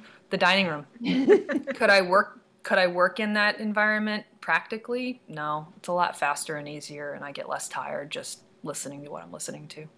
Yeah, and you know, again, with that software and with all of it not being quite up to date yet and quite perfected as technology, I was trying modeling software in our old studio because it was like a little soapbox style, and it was just like that room was really like in the 100 zone. It was just really painful and boomy, and I didn't, you know, it was like really distracting. Yeah. And we were using SonarWorks. Yeah. And honestly, just reconfiguring the room was way better. Well, okay, so yeah. Oh, sorry. I might have taken that a little bit too far. So like room modeling in terms of like monitoring, putting you in a different room, I don't think is there yet. There are a couple of really good ones. really good correction algorithms, which I guess would be a better way of a different way of putting it. We have a Trinov system in the facility here in Nashville and the one in LA, and Trinov is one of the ones that I think is doing a really good job. Almost all professionally tuned rooms are done with some sort of spectral analysis and noise and transient response by any professional room tuner. It's just not always in the system all the time as an active like correction based on what the speakers and the room is hearing. But most rooms are going to have some sort of a global correction in the EQ domain. Yep. Here you go. So yes, every room should be tuned. Now, whether or not something like Sonar works is for you, there's really only the only way to know is to try it. Mm-hmm. You know, and they do give you those the ability to try. I think it's just easier to listen to what the problem is and then just listen around that, to be honest. Right. And again, as you get more familiar with EQ curves and stuff like that, you start understanding more how your room is behaving and what you're hearing. So definitely, you know, what you're hearing is really important. And in that vein, I think it's really important that you make sure that you have monitoring that is somewhat accurate or clean. A lot of these smaller monitors, like this one that we have right here, this is just from my bedroom, right? Because that's where I am right now, but like really, really distorted. NS10s, I was editing on them for years. And why I was like, why do I have to take a break every 45 minutes? It's because it was incredibly distorted. Like going back to our original discussion at the very beginning of the panel, where just keeping your variable consistent. It's not about having the perfect like $100,000 studio. It's about working with what you have and understanding all its quirks and really mastering it and going beyond that. So I am actually in the same camp as Piper in preferring to work with what I have rather than relying on those emulations, because you have better control over the variable. Right. Yeah. The intermediary can sometimes misrepresent. So another question is Alana. Hi, Alana. Is asking about monitoring suggestions. So obviously with mastering, monitors how much do you want to how much do you want to spend? I mean, there should be a panel on just that. Yeah, no kidding. I mean, there could be. It really depends. I mean, I'm sure we're all working on, we've all worked on lots of different types of systems. It takes a long time to figure out what you like and what you can work on and what you can afford. And when all those things mesh, you have your perfect system. Mastering speakers, I mean, I'll just start because mastering speakers start with the money because they're expensive, really expensive, because they have to give us all of the information. They have to have a lot of power to be able to excite the room, because really the most important thing is the room and the engineer working in it. But when you're talking about monitors, I want something that is going to be full range, is going to have a specific type of amplifier, and I want something that is going to give me all of the level I need to excite the room, but not be harsh, because if it's too harsh in the top end, I can't work on it for that long because my ears start to get fatigued and then I can't sit there forever. Yeah. Most of all, to be really honest, I want to work with a monitor company that cares about its clients and the end listener, the end consumer. Yeah. So I like PMC, of course. Same. Yep. That's why PMC is great. Definitely one of those, you know, it is important to understand how like distortion drives your speakers, about how your room will, it's like, again, it's just listening. I think mastering, it really comes down to just absolutely fine tuning your ears. And the best way to do that is obviously to experiment. There are places where you can go and sample different kinds of monitoring, because you might want something that does drive a little bit harder in your bass range or whatever, but you want to make sure that you're getting clarity and that you're capable of flat response. think it's really important that your monitors are not overly colored. What are you guys working on these days? Our studio, and we've used the same speakers even back in the mastering lab, ATC SEM 150s. But yeah, you don't have to like go that hard with buying your mastering speakers. But I do agree that one of the things you would like to invest in is the most accurate monitoring that you can afford, and PCM and ATCs are awesome. But I also so we only have the ATC SEM 150s, but I also like listening to my masters in the most like low quality monitoring experiences. Like I have my favorite $30 earphones that I use to like listen, just to make sure that the master feels good. I listen to the music in the car. My boyfriend even got me a mono Bluetooth speaker for my shower, just because I just want to make sure it feels good. So you just don't want your music to sound awesome in expensive speakers, but your job is to make sure that the music translates no matter the price range and whatever is the most ubiquitous out there for. Right, exactly. You want to make sure that the most important data is liminal in all of the various formats you might be listening to it. Oh, I got a controversial question. Oh, how about I want to hear about Anna's system. Oh, Anna. We've look. Dunleavy's over there. Dunleavy's are boss. Yeah, they are. Awesome. They're not made anymore, unfortunately. And we're lucky to have a surround sound system with them here. And it's what I've been working on since I started mastering. And the only other thing I've really used would be B&W 801s. And those were great as well. Very different feel to them. But yeah, it comes down to transparency and how well those monitors work with the room too, because it's a system. It's a whole ecosystem. The room and what you're listening through. So yeah, I'll just put that out there. That's what I've got. Yeah, that's very, very important, is understanding the whole entire relationship, that it's not like the perfect pair of speakers is not going to be what solves it. Everything, as with everything that we do, it's harmonic. It's a harmonic balance. Everything is a harmonic balance. Your room is going to be harmonic balance. Your mix is going to be harmonic balance. You just have to make sure that you understand what that is and you work with that in mind. So do you want this controversial question? That's not really that controversial at all. Let's do this. If you can choose 3 plugins to master a song, which plugins do you choose? I already have words. I mean, if I only had 3, and I had to if I only had 3, it would be FabFilter Pro Q, Pro C, and Pro L. If I had a 4th, it would be the Leapwing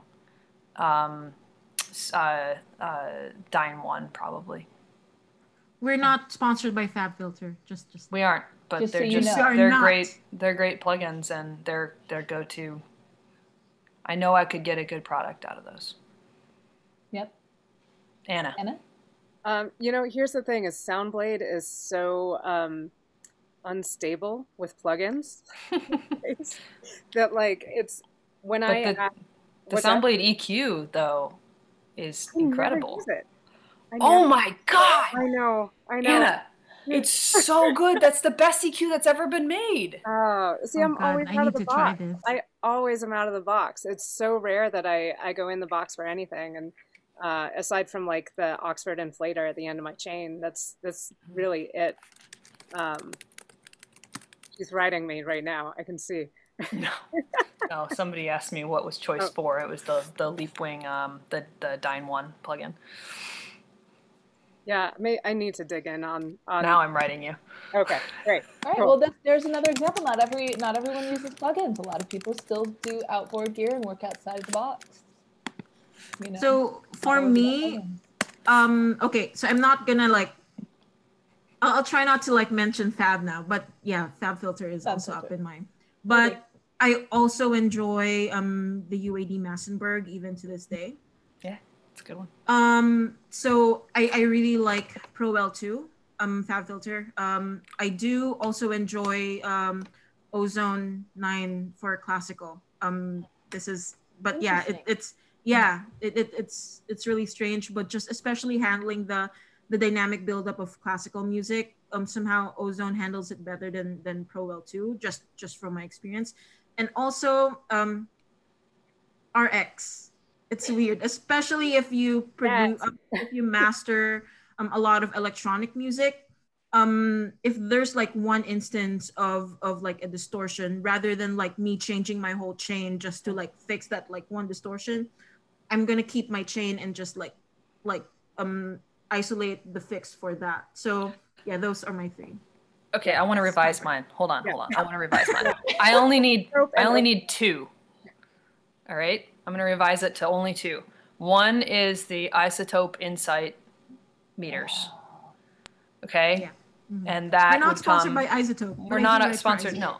But that would come after the Waves TG mastering chain. Oh yeah! Wow. That thing is stupid, like stupid incredible, and really really flexible. Awesome. Yeah. Yeah. And did any of y'all go to actual school for audio engineering specifically? Mm-hmm. Anna did? Yeah, I went to CU Denver. Nice. Piper? I did my undergrad at U of M, University of Michigan, and then I went off to Norway for grad school. And then school of hard knocks. No! You know what? I tried, and they wouldn't speak Norwegian back to me. It was English is a first language there, so it was way easier for them to just speak to me in English. I was like really butthurt about that. But... chicken and thank you and cheers. Skål. Go. You know what though? Like I always know they always like pegged me as an American because I would smile at people at the bus stops, but they would never smile back. I always thought they were mad at me. One of my it's the normal thing, I guess. I was there get them drinking though.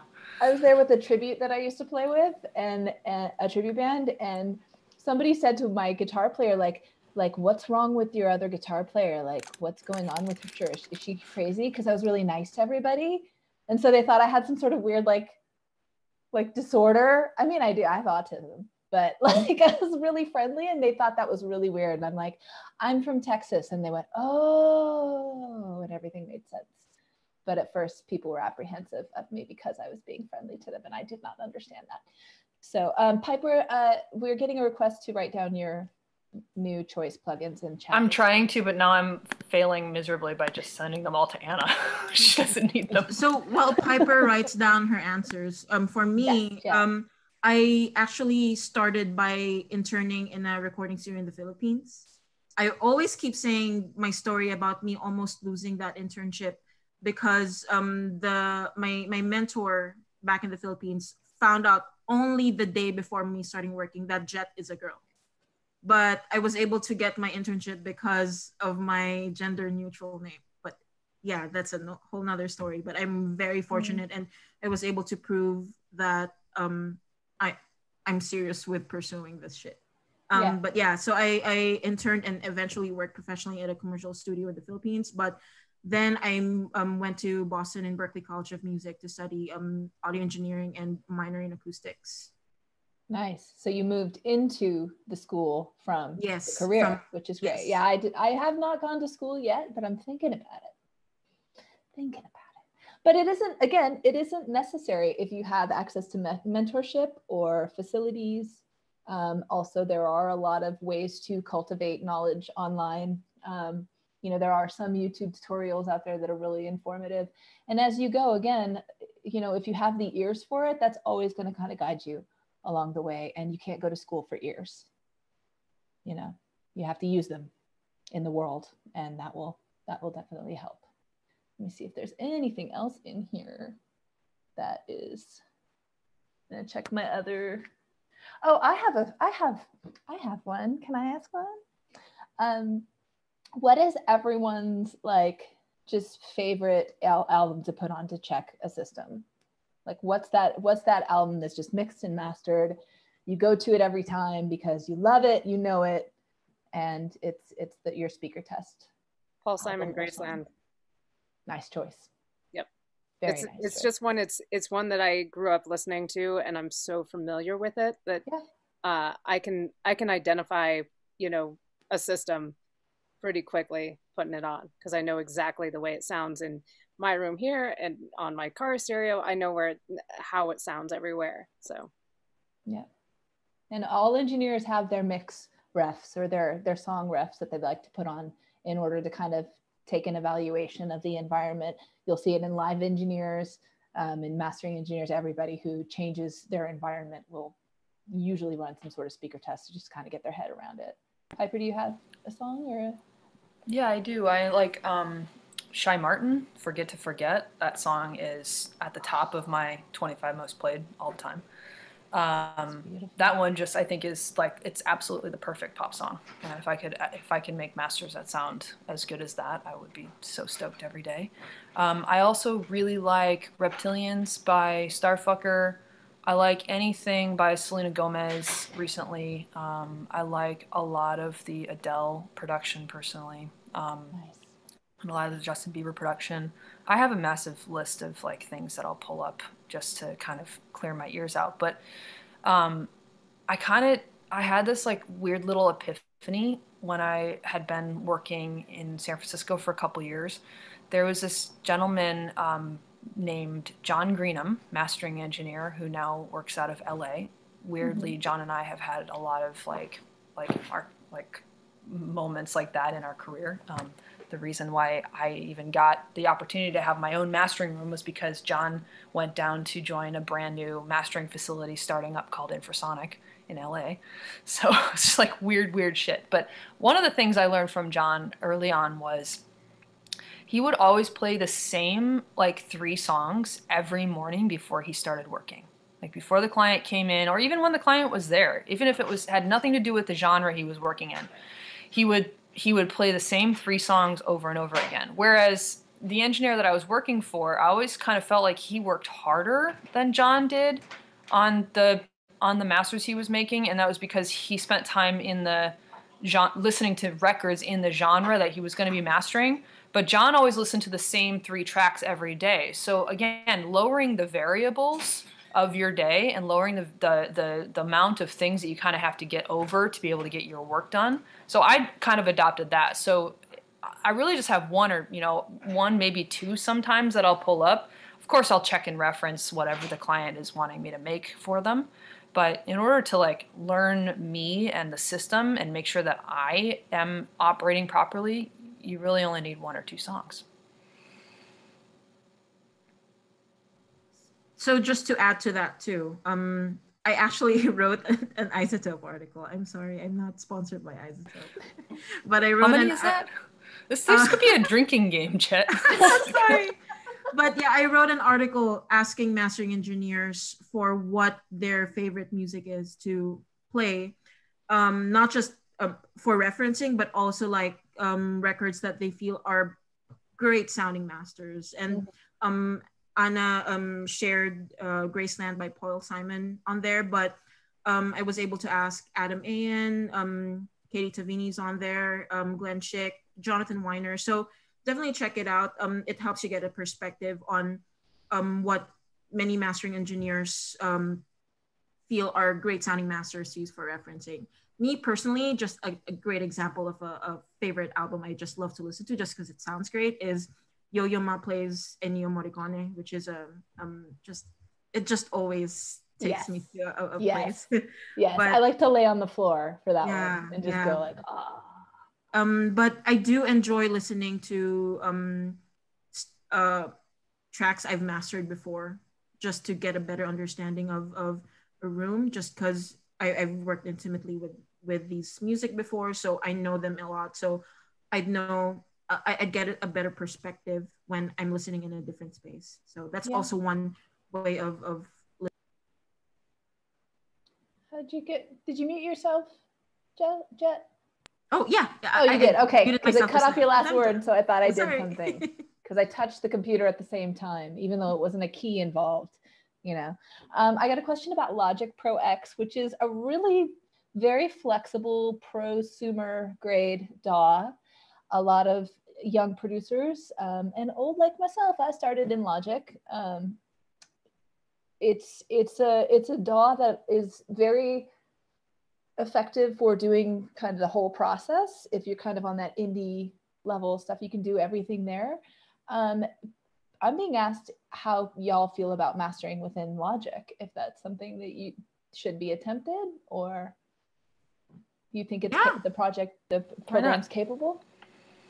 Sure. And a lot of mixing plugins are also good to use for mastering. Like FabFilter has really good plugins that work great for mastering. The one thing that you will lose when you're just working on Logic or Pro Tools is the metadata embedding. And there are a lot of additional softwares that you can use to embed those masters once you're ready to deliver. But you can master with those DAW. And I've had to do it before when I was just starting out. But yeah, don't limit yourself. It's you can master with Pro Tools. You can master with Logic. Yep. Piper, anything? Oh, yeah, I think that Logic is just fine. I think Logic sounds really good these days. Yeah. Shout out to David Earl, who's the product manager at Apple. He's the highest up person at Logic, and he's a longtime friend, producer, client, doing great work. Guru of mine.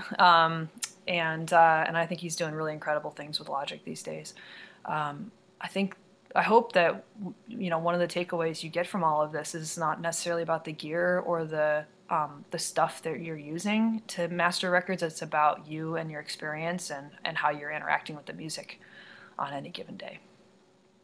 Yeah. So yeah, sure. I mean, like my buddy Seth masters for some of the biggest EDM acts in the world in Logic and is incredible. Yeah. Swears by it. Yeah, actually a lot of electronic producers like have to rely on their own mastering, and they do that in the two-bus processing of their DAW. So even Ableton, you can master with Ableton. Yeah, you can. The one important takeaway, I think, is there's two paths that you can take. And one is of the technical perfection, which is something that you can't ever achieve, but you can try. And then there's the path of making it the best you can with what you have.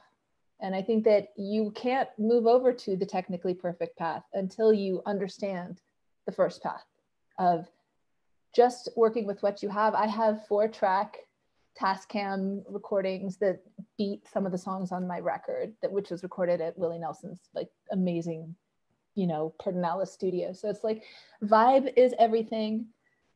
Fidelity is extremely important, but understanding how to use fidelity as expressionistic medium is the most important thing. And this is all like ephemeral stuff that you just kind of have to discover for yourself on your journey. So really it's just make the journey. Get in there, twist the knobs, do the stuff, see what sounds good, see what doesn't sound good. Doesn't matter what DAW you use, unless you have a very specific outcome that you want. If it's just, I want to make a record, you can make a record on a handheld cassette recorder. There are not rules, but there are things you should do.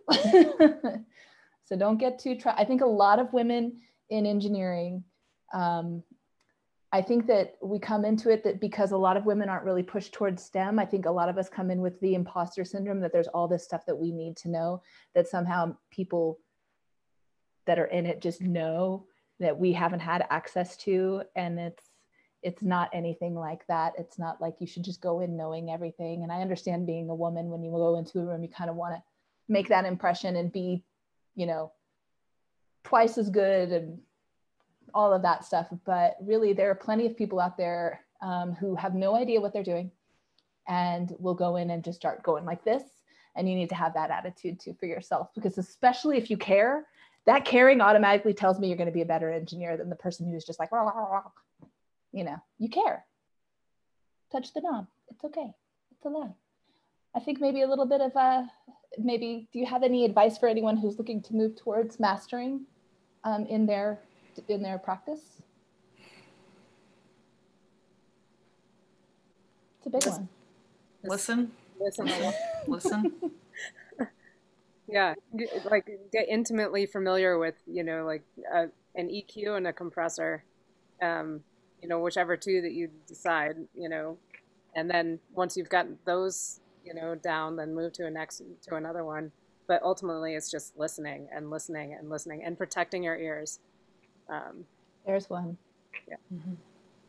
Yeah, very important. Limiting yourself really helps. I mean, mastering is such a weird thing to begin with, and I will give full credit to limiting the amount of equipment I was trying to learn all those skills on. Like, yeah, I think there's a lot of pressure to know it all. Yeah, yeah, it is. It's a lot. I mean, it's hard, man. If it wasn't hard, everybody would do mastering. Period. Like, it's not an easy thing. I mean, I personally can't make that. In the words of the great Darcy Proper, a longtime friend and mentor of mine, these days I can't mix my way out of a paper bag, so I just master records. She said that to me one day, and I was like, "That's fucking like the awesome." Darcy is like a 4-time Grammy winning mastering engineer. Yeah, Darcy was one of the first ones out there winning Grammys and doing amazing. Darcy. I mean, yeah, we also have to thank the other ones that came before us, like Darcy, Mandy. Yep. You know, Mandy Parnell, incredible UK-based mastering engineer. She's worked with Bjork and Sigur Rós and Metric and all of them. Yeah, and you know how gorgeous those records are. So totally. Yeah. So wow. I'd say just to add. Go ahead. I was just gonna say, you know, look at where they came from, how they got where they're at, and either, you know, try and emulate some of that. But really, if you want to move into mastering, it's really just the listening thing. Mm-hmm. Because I always say that, like, you can't, like, if you have Google Maps to tell you how to get from this place that you're at right now to this place that you don't know where it is or where you're going, you can, like, put in an address and have Google Maps take you there. But what if you don't know what the address is? Like, what if you're presented with something that you've never heard before? You have to get it done in the next hour and sent off to distribution, and you don't know what that artist is really wanting. Like, those are things that we do every single day. Okay? And if we didn't listen to every single thing we could possibly get our hands on to inform the decisions that we have to make to move forward with that record, we would just be twisting knobs forever. Like, I have to have something to go for. And if I don't know what that is, I'm not going anywhere. It's really abstract and it's really, really weird, but that's... No, I think it's a question of discernment, you know, and cultivating discernment has a lot to do with immersion and just putting yourself in and listening to everything. I mean, I love that listening keeps coming back, because I always hear everybody talking about technique and talking about all of that these stuff's things. Easy. Like, EQ and that stuff's easy. That's the easy part. The hard part is to make a decision on what it's supposed to sound like. Yeah. That's the hard thing. What were you going to... Oh, sorry. Go ahead, Piper. I just had one more thought about headphones, too, because I just had this little thought about, like, the way that people are listening these days. A lot of people are listening on, like, earbuds or on headphones, and an extremely important thing to do if you're working on mastering or even, I mean, especially mixing, too, is to be able to feel the sound in the room and have your, like, I have, like, this somatic reaction to music when I sit and listen in my room in front of my speakers. Like, it's almost like I could master it with my eyes closed or something, like, really, really quickly, because I'm getting this rush of information coming over me. And 900 hertz feels a certain way, and 110 hertz feels a certain way, and 60 hertz feels a certain way, and I can kind of just really quickly get through that, fix the little issues, and then work on making it sound the way that I want it to. And when you can get into that kind of a flow, you're really going to be making money, because mastering, you know, we master records and we charge what we charge, but you have to be efficient at it too in order to actually make a living of it. Yeah. Okay, you can't do it my Jett, way. Jett, please take over. Go ahead, Jett. So to piggyback on what Piper was saying about listening and learning how to make creative decisions, and smart decisions that are specifically for the music you're working on. Collaborate with artists, musicians. I think no matter what stage you are in the game, whether you're someone who just wants to start mastering, someone who's still in school, someone who didn't go to school but is like learning on their own, the best way to like go ahead in your journey in mastering is to apply what you're learning by collaborating with people. And actually by collaborating with people, encouraging them to communicate with you, that's how you even push yourself forward, because they're encouraging you to be put in problem-solving decisions.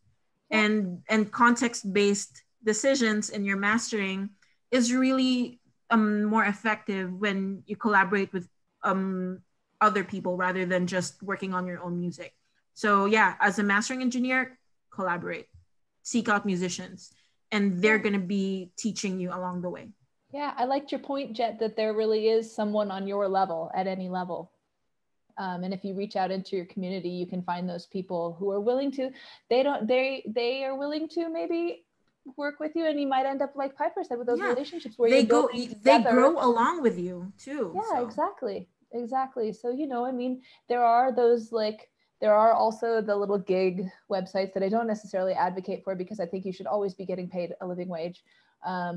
But there are places out there where you can cross-pollinate with artists and find folks to work with that, you know, if you're willing to take, you know, no fee, or you're willing to Sound Girls is a really good like a group, Facebook group, where you can communicate and collaborate with like-minded people who also understand, like, you guys are in the same boat, so it won't feel like you're lost. It's And that's also a great suggestion, because, you know, sometimes it is a little bit more comfortable for us in the environment, in the Sound Girls environment. So if you're not a member of the Sound Girls private group, you can apply. We will check out your credentials, because you don't have to be a girl. Standing. You do not have. You can be wherever on the gender spectrum you're comfortable. But you know, it's a community of inclusion and of outreach. And we're all of us, you can reach out to us anytime. Obviously, we're all working professionals. We'll do our best to get back to you. But we do want to help you all. You know, I know each of you are reaching into the community all of the time and pulling, you know, young, gifted people up. And I love seeing it. So let me just do one more little pass for questions. And if you have anything in your minds that you'd like to add. Yuli is tuning in, looks like from France over there. I know, I saw it. It's pretty cool. Yuli, when I figure it out, I'll let you know. Oh. Yeah, don't ever use words like good. Sufficient is enough. It will only ever be sufficient. And that's what you need to aim for. And then you'll look back at it and be like, oh, that was great, or oh, that was crap. But in the moment, it's really hard to know those things. So.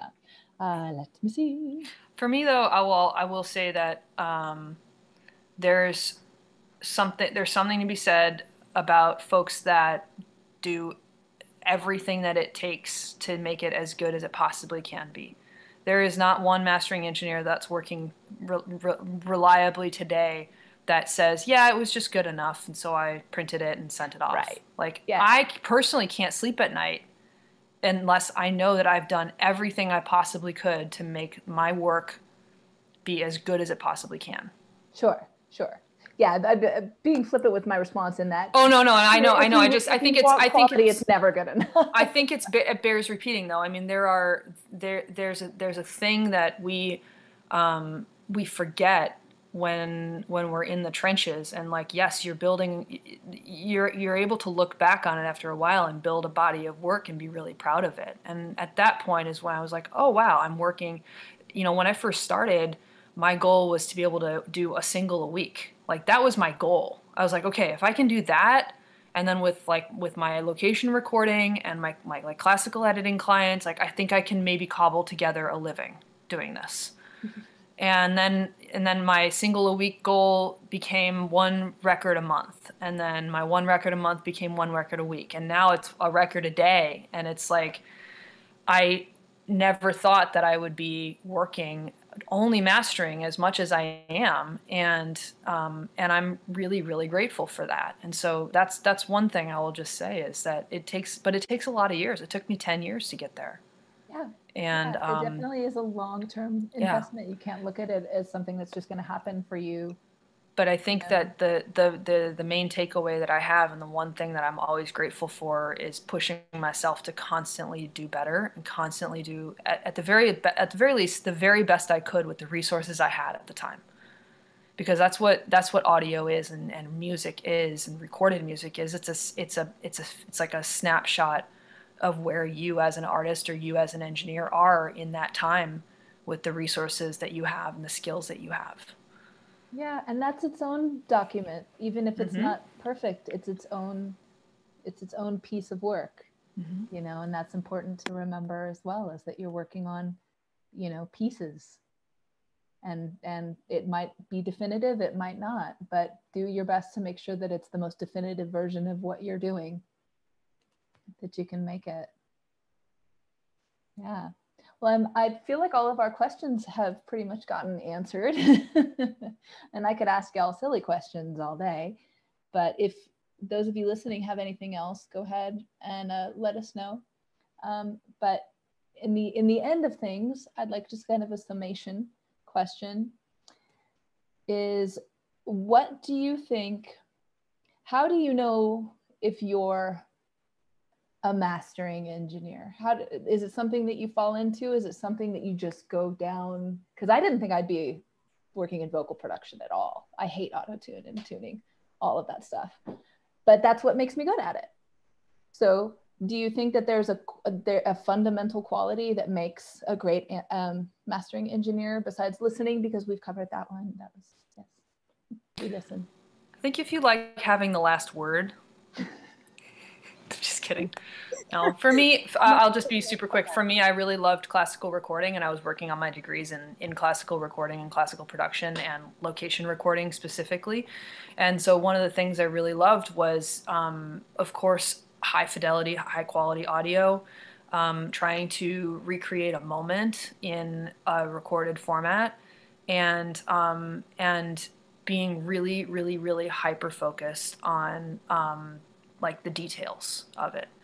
And when I was presented with an opportunity to work in a mastering studio, I was like, why do you think I'd be a good mastering engineer? And the engineer said, well, you're really focused on audio quality, recreating a moment in audio, and you're really focused on the details. And I was like, whoa, hold on a minute. I can also work on all kinds of music anytime, because I'm a top 40 girl at heart. Like, I'm totally not just a classical enthusiast. Like, I love all kinds of music.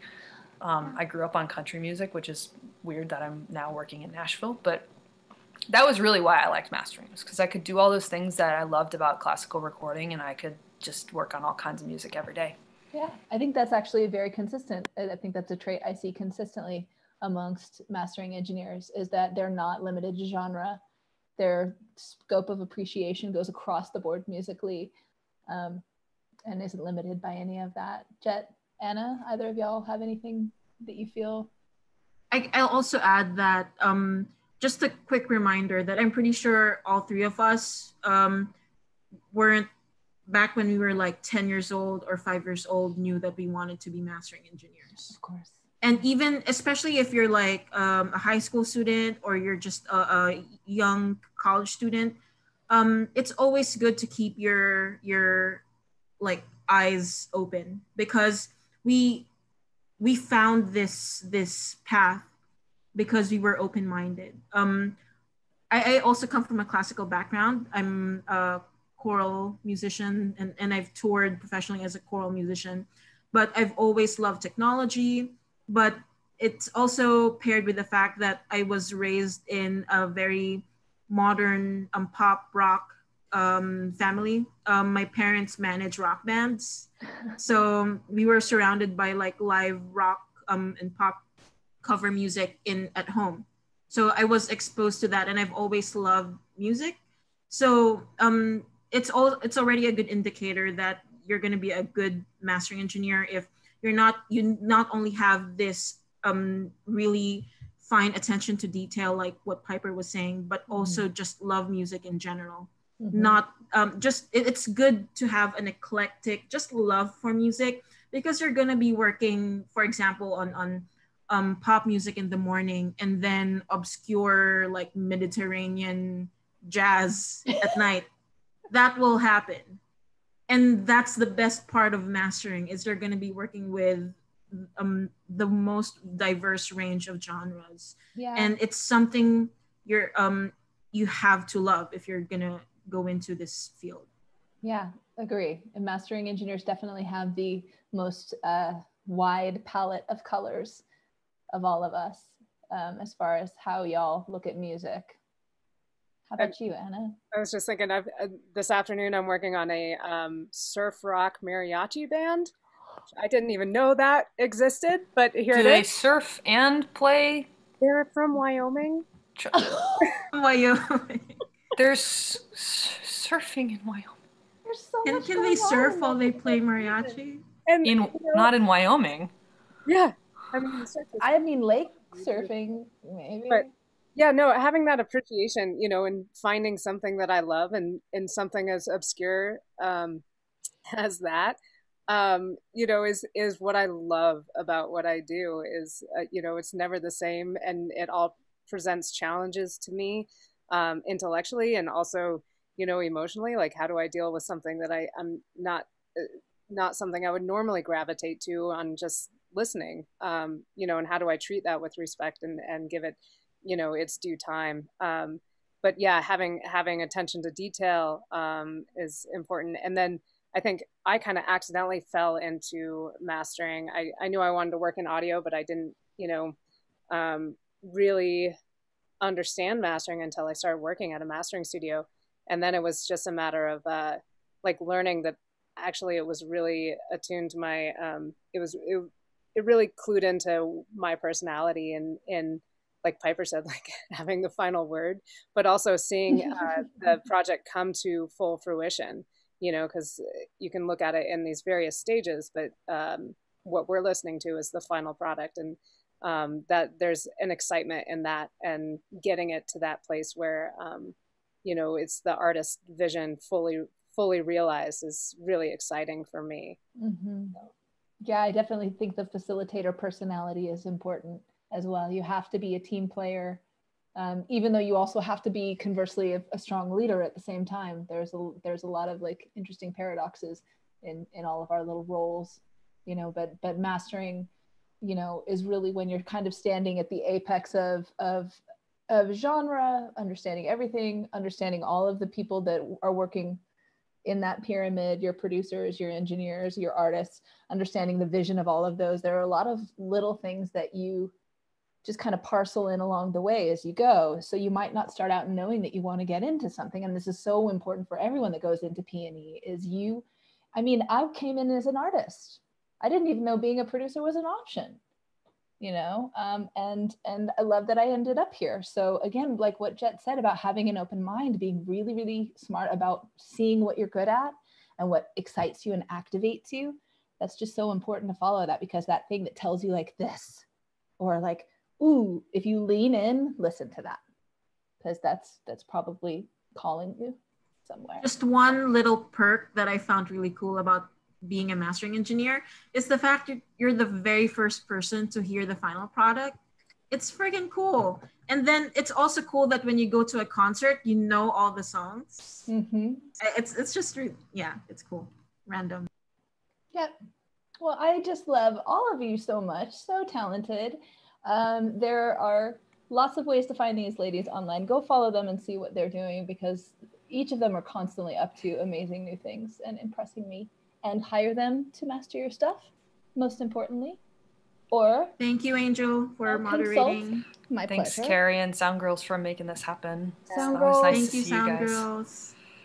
Who would we be without you, Sound Girls? And if you have not joined our community on Facebook yet, again, make sure that you have joined, because it's a treasure trove of information and lots of people on all levels helping each other out. So, I just want to point out that the Sound Girls private group is probably the most non-ego, like non-judgmental yes. I've ever seen in audio, and it's so wonderful to see and to be a part of it.